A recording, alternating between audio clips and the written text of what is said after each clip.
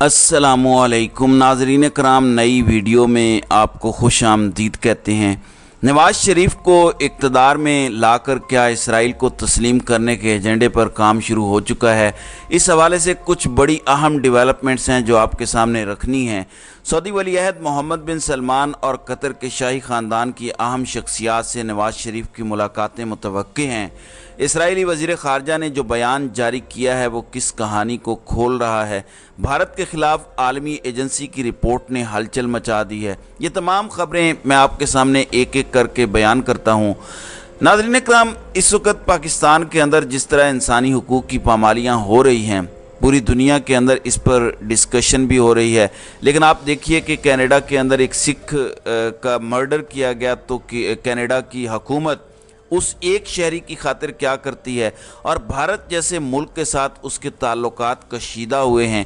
और इसकी ना सिर्फ इन्वेस्टिगेशन हुई है बल्कि अब आलमी सतह पर एक एजेंसी ने जो रिपोर्ट दी है उससे पूरी कहानी खुल गई है और अंदाज़ा होता है कि कीनिया और कनाडा और तरक्की याफ्ता दीगर ममालिक किसी एक शहरी के लिए भी कितना बड़ा स्टेप लेते हैं।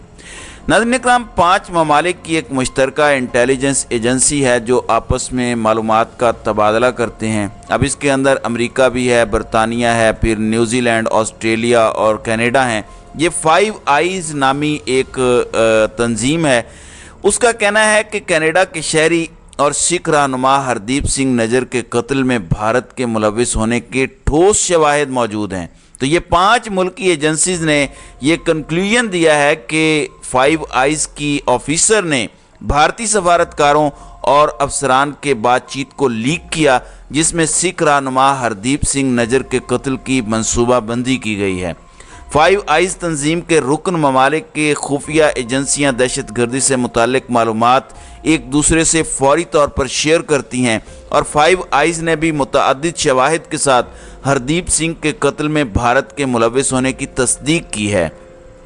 कनाडा की पुलिस और इंटेलिजेंस एजेंसियों ने मुकम्मल तहकीकात के बाद ये दावा किया है कि हरदीप सिंह का कत्ल कनाडा में मुतय्यन भारतीय इंटेलिजेंस के स्टेशन चीफ की निगरानी में हुआ। तो आप देखिए कि एक शहरी की खातिर जितना बड़ा स्टैंड कनाडा ने लिया है, इससे जाहिर होता है कि तरक्की याफ्ता ममालिक की तरक्की का असल राज क्या है। दूसरी तरफ नाज़रीन कराम, इस वक्त इसराइल को तस्लीम करने के हवाले से कोशिशें बहुत तेज़ हो गई हैं। पिछले दिनों आपने देखा पाकिस्तान से कुछ पाकिस्तानी नयाद गैर मुल्की शहरी, ख़ास तौर पर एक एंकर जो पीटीवी के अंदर काम करते हैं, उनको वहाँ भेजा गया था। और अब एक हफ़्ता पहले जो मोहम्मद बिन सलमान का एक इंटरव्यू आया फॉक्स न्यूज़ पर, उससे 1 महीना पहले इसराइल के वज़ीर आज़म ने बाकायदा ये स्टेटमेंट दी कि अनकरीब अरब ममालिक के साथ हमारे ताल्लुकात बेहतर हो जाएंगे। सऊदी अरब जब इसराइल को तस्लीम करेगा तो उसके साथ दीगर ममालिक भी तस्लीम करेंगे। अब जो मोहम्मद बिन सलमान ने इंटरव्यू दिया है उसके अंदर उन्होंने कहा कि इसराइल के साथ ताल्लुकात मामूल पर लाने के करीब हैं। ईरान ने जौहरी हथियार हासिल किए तो सऊदी अरब भी करेगा। तो इसके अंदर उन्होंने बताया कि हमारे ताल्लुकात बेहतरी की तरफ बढ़ रहे हैं बल्कि दौड़ रहे हैं। लेकिन साथ ही उन्होंने कहा कि फ़लस्तीनियों को कुछ ऐसी रियायतें हम दिलवाना चाहते हैं ताकि हमारे ताल्लुकात इसराइल के साथ अच्छे हो सकें। नाज़रीन इकराम, आपको पता है कि यूएई ने बाकायदा इसराइल से ताल्लुकात इस्तवार किए। फिर सऊदी अरब के ताल्लुकात पर उस वक़्त भी गुफ्तगू हुई, लेकिन वो ताल्लुकात बहाल नहीं हुए। सफारती सतह पर इसराइल को तस्लीम नहीं किया गया। लेकिन अब कुछ इसराइल के साथ जो गुफ्तगू है उसमें पेशरफ्त हुई है और मोहम्मद बिन सलमान ने ये स्टेटमेंट फॉक्स न्यूज़ के एक अहम प्रोग्राम के अंदर दी है। अब उसके बाद क्या हुआ है? उसके बाद हम देख रहे हैं कि इसराइल के एक वज़ीर ख़ारजा की स्टेटमेंट आई और उस स्टेटमेंट के अंदर उन्होंने बड़ा खुलकर कहा, मैं वो आपके सामने रखता हूँ।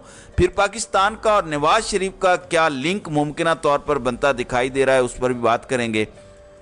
नाज़रीन इकराम, इसराइली वज़ीर ख़ारजा इली कॉन ने एक अपने इंटरव्यू में कहा कि सऊदी अरब की जानिब से इसराइल को तस्लीम करने के बाद एशिया और अफ्रीका के 6 से 7 ममालिक भी इसराइल को तस्लीम कर लेंगे।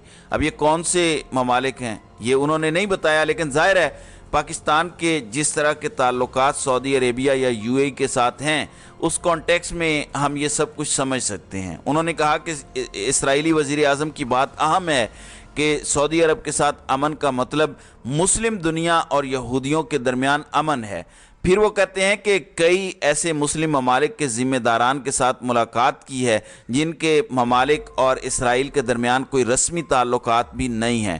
تو اب دوسری جانب سعودی عرب کا جو یوم الوطنی گزشتہ روز گزرا ہے اس پر اسرائیل نے بڑے طریقے سے انہیں سلیوٹ کیا، مبارکباد پیش کی۔ اب ایک اور خبر ذرا اس کو آپ سمجھیے گا، کیونکہ اس وقت جو ہمارے عرب ممالک ہیں وہ بالکل واضح کر چکے ہیں کہ ہمارے تعلقات اس وقت مفادات کے تعلقات ہیں، یعنی تجارتی حوالے سے ہم ممالک کے ساتھ تعلقات استوار کر رہے ہیں۔ اور گزشتہ روز UNO کی جو میٹنگ ہوئی اور اس کے بعد جو وہاں پر OIC کا اجلاس ہوا، اس کے اندر تقریباً 6-7 وزرائے خارجہ بیٹھے ہوئے تھے اور باقی مسلم دنیا کا اس کے اندر کوئی انٹرسٹ نہیں ہے۔ تو OIC ایک مردہ گھوڑا بن گئی ہے جو اپنے مقاصد کے حصول میں مکمل ناکام ہے۔ پھر جو بہت بڑی ڈیولپمنٹ ہے، طارق عزیز جو روزنامہ نئی بات کے رپورٹر ہیں، وہ کہتے ہیں کہ نواز شریف کی واپسی سے قبل لندن میں اہم ترین ملاقاتیں متوقع۔ سعودی ولی عہد محمد بن سلمان سے ملیں گے، سیف الرحمان قطری شہزادوں سے ملاقات کرانے کے لیے بھی کوشاں ہیں۔ یعنی نواز شریف کی پاکستان واپسی سے قبل سعودی کراؤن پرنس محمد بن سلمان سے بھی ملاقات ہونے جا رہی ہے۔ یہ طارق عزیز کی خبر ہے اور قطری شہزادوں کے ساتھ بھی ان کی ملاقات متوقع ہے۔ اب یہ ساری چیزیں کس حوالے سے ہو رہی ہیں؟ اب عرب ممالک پوری کوشش کر رہے ہیں کہ پاکستان اور انڈیا کے تعلقات آپس میں معمول پر لائے جائیں، کیونکہ بھارت کے اندر ان کی ہیوی انویسٹمنٹ ہے اور اس انویسٹمنٹ میں مسلسل اضافہ ہو رہا ہے۔ اور پاکستان کی اسٹیبلشمنٹ ایک وقت میں، آپ کو علم ہے جب واجپئی پاکستان آئے تو اس کے بعد کارگل کا ایشو ہوا اور یہ سارے معاملات ہوئے، ٹیک اوور ہو گیا، تو ایک وقت میں بھارت دشمن ہوتا ہے اور پھر بھارت کو دوست بنانے کی بھی کوشش ہوتی ہے۔ اب ہماری اسٹیبلشمنٹ بھارت کے ساتھ تعلقات معمول پر لانا چاہتی ہے۔ معمول پر تعلقات لانے کے لیے نواز شریف سے بہتر آپشن نہیں ہے۔ جیسے اسداللہ خان نے آج ایک ویڈیو کی اور اس ویڈیو میں انہوں نے کہا کہ نواز شریف جب وزیر اعظم تھے 2013 میں تو انہوں نے ایک ناروے کا وزٹ پلان کیا اور اس وزٹ کا بظاہر کوئی بھی حکومتی سطح پر مقصد نہیں تھا۔ جب وہ وہاں پہنچے تو انہوں نے اپنے سٹاف سے کہا کہ آپ گھومیں پھریں، مجھے آرام کرنے دیں۔ وہ سارے جب چلے گئے تو اس وقت کی وہ کہتے ہیں ہماری ایجنسیز کی رپورٹ کے مطابق نواز شریف سے بھارتی تاجر جو اصل میں را کی انڈر کور شخصیت ہیں، ان سے نواز شریف کی خفیہ ملاقات ہوئی اور پاکستان کے اندر ایک دھماکے کے باوجود جس میں 100 کے قریب لوگ شہید ہوئے، اس کے باوجود یہ دورہ کیا گیا۔ تو اس طریقے سے نواز شریف نے سارا یہ گیم پلان کیا اور اس طرح وہ دورے کرتے تھے۔ اب یہاں پر محمد بن سلمان اگر نواز شریف سے ملاقات کرتے ہیں اور یہ خبر درست ہے تو یہ بہت بڑا بریک تھرو ہوگا، کیونکہ آگے جس طرح اسٹیبلشمنٹ اور نون لیگ ایک پیج پہ ہیں اور نواز شریف کو اقتدار میں لانے کی کوشش ہو رہی ہے، تو اس کا ایک مقصد تو یہ ہوگا کہ بھارت کے ساتھ تعلقات بہتر ہوں اور نواز شریف اسے بہتر کر سکتے ہیں۔ دوسری طرف اسرائیل کو اگر سعودی عرب تسلیم کر لیتا ہے اور فلسطینیوں کو کچھ چیزوں میں رعایت مل جاتی ہے اور ایک معاہدہ ان کے درمیان طے پا جاتا ہے تو یقیناً پاکستان بھی اسرائیل کو تسلیم کر سکتا ہے۔ تو اس موقع پر اگر نواز شریف کی محمد بن سلمان کے ساتھ ملاقات ہوتی ہے تو سب جانتے ہیں کہ عرب ممالک کے ساتھ ان کے تعلقات اچھے ہیں، شاہی خاندان سے ذاتی تعلقات ہیں، انہوں نے ہمیشہ نواز شریف کو مشکلات سے نکالا ہے۔ تو اب اگر سعودی عرب تسلیم کرے گا تو پاکستان بھی اسرائیل کو ممکنہ طور پر تسلیم کر لے گا۔ عمران خان کا چونکہ دو ٹوک موقف تھا اسرائیلی ریاست کے حوالے سے اور وہ وہی موقف ہے جو قائد اعظم محمد علی جناح کا تھا کہ یہ ایک ناجائز ریاست ہے۔ اب اگر پاکستان اسرائیل کو تسلیم کر لیتا ہے تو پھر مقبوضہ کشمیر کی حیثیت کے حوالے سے پاکستان کا بیانیہ کہاں پر کھڑا ہوگا، یہ ایک انتہائی اہم سوال ہے جو اس وقت لگتا یہ ہے کہ UAE کے بعد اب جلد ہی سعودی عربیہ، چونکہ محمد بن سلمان اس کا اندیا دے چکے ہیں کہ مذاکرات بہت مثبت طریقے سے آگے بڑھ رہے ہیں اور اسرائیلی وزیر خارجہ نے بھی یہ بات کر دی ہے کہ سعودی عرب کے ساتھ ہی 6-7 ریاستیں اسرائیل کو تسلیم کر لیں گی، تعلقات بہتر ہو جائیں گے۔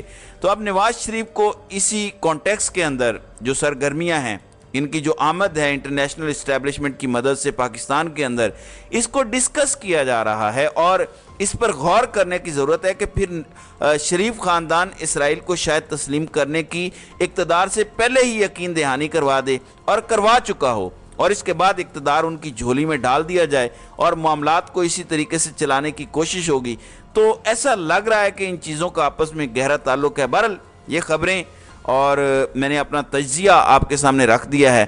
تو ناظرین اکرام، آپ کی اس ویڈیو کے حوالے سے کیا رائے ہے؟ آپ اپنی رائے کا اظہار کامنٹ سیکشن میں ضرور کیجیے گا۔